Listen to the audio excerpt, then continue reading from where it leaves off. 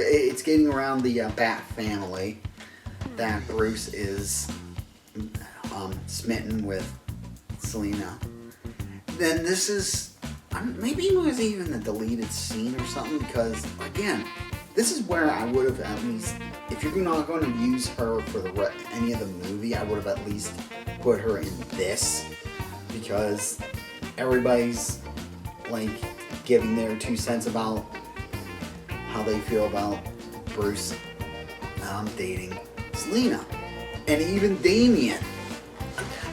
The Robin I do not care for, personally. I don't really like Jason Todd either.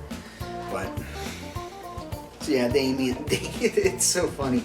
Damien being the child is basically saying, well, at least she's better than my mom. And a better choice for you. And which like basically gets us, I don't know, because of the mask, he might have gotten a scowl at him from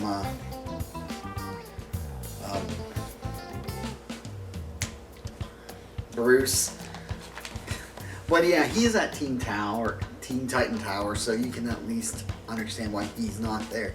He's saying, all right, well, just use protection, and this and that. It's like, he's basically Damien's being the adult here, which it's so weird. It actually made me laugh. I don't think I ever laughed at anything with Damien outside of the Harley Quinn movie.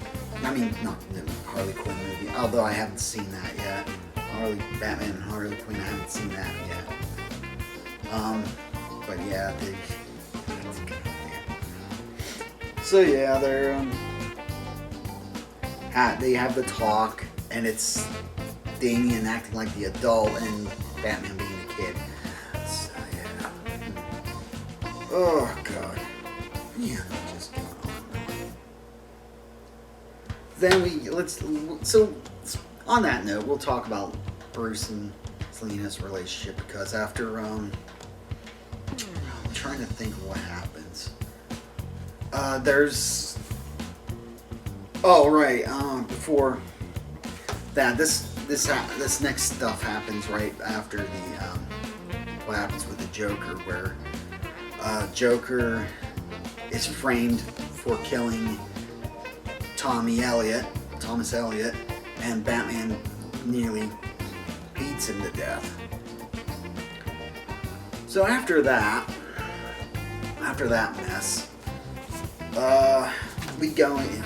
Batman tells Selina his secret, and yeah, then there's a montage of them fighting different criminals, including Penguin, I want to say Two-Face, a couple others, maybe some randos. So now all of a sudden they're like the new dynamic duo, in more ways than one. Because Selina's changed to make this all work out, which that's going to be a big thing at the end of the movie too.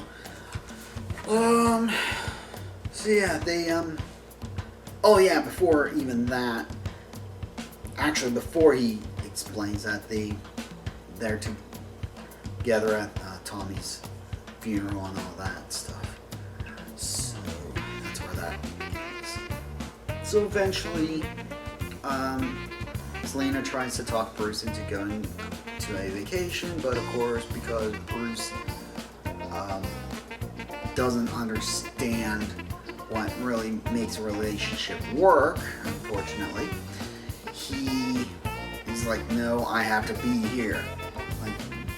Like, she even tells him, what have you been grooming all these kids for then? And he's like, they're not ready. These are people who, and it shows up actually throughout the animated shows, where Batman, the animated movies, where Batman just, he doesn't trust anyone. He will never trust people 100%, because he talks about his code at the end of this movie, and it's like, yeah, your code is, bottom line, your code is shit. Your code is shit, dude. And you're so stuck on the, or at least your handling of the code is shit. Anyway. Yeah, so him and Nightwing go off to deal with the Riddler. They capture the Riddler. This also happens, and then Hush shows up, and he has a little thing with chase with Hush. So, and just watch this thing. It wasn't a long movie. It was like an hour and 20 minutes, barely. Selina and Bruce's relationship. Okay, so Batman decides he needs to go after he hears about a break-in at Tommy Elliott's old office. He goes there. This is also after Selina tries to talk him into going on vacation. He's like, "No, I can't do it. I'm Batman. I can't do that." But he goes there. Selina and Nightwing go on patrol and eventually go to investigate something going on in the cemetery, specifically at Tommy Elliott's grave, where they fight Scarecrow, who's able to poison Nightwing. This is something else that's different, because in the... Oh yeah, no, that's right, they did fight Clayface. Because Clayface... because in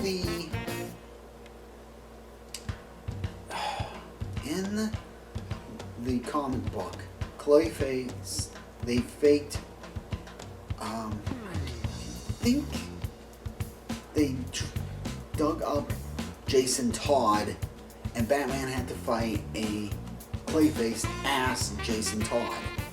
In this one, Batman's elsewhere, and it's just him and Selina fighting Scarecrow. And Scarecrow's not singing Hush Little Baby the whole damn time. I appreciate that, because that was annoying. So yeah, so he gets, Nightwing's gets poisoned by Scarecrow and has to, after Selina beats him, she sends him in the Batmobile back to the Batcave. She goes to tie up Scarecrow. Scarecrow escapes, but she gets caught by Hush. Meanwhile, Batman learns someone got cancer, but because of the patient's name, he knows it. He goes to Arkham, where Riddler is. So, Arthur Wynn, the guy who made the crossword puzzle. Eventually, him and Gordon learn that. So, anyway, where was I? Oh yeah. So Batman and Gordon go to there, and Riddler is explaining what's going on. What's what? He explains that he has brain cancer, a tumor in his brain that was inoperable, and which he blamed Tommy Elliott for, because he couldn't operate on it. He found the Lazarus Pit, used it, which, okay, I forgot about this part, because Lady Shiva actually asked Batman to find out who did that, used a Lazarus Pit. Anyway. So yeah, they do that. Batman, when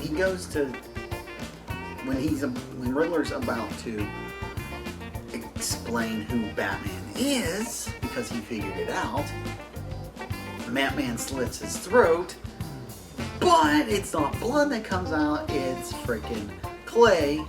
And Batman also freaking took out the machine that Hush was using to control Clayface. So there's a big fight in Arkham. The Arkhamites are freaking rooting for him. Joker's yelling at Batman like he's some kind of wronged lover. Like saying, oh no, you didn't tell, are you seeing other villains besides me? Hey, damn it, what? Oh, he just called me a freak. Are you going to put up with that, Batman? That's just like you. It's actually amusing. It's pretty good. Oh god. So, but eventually they beat Clayface, and Batman goes after Hush. So, because he's like, okay, let's finish this, and Hush is like, yeah, go, okay. Excuse me. You come to me though.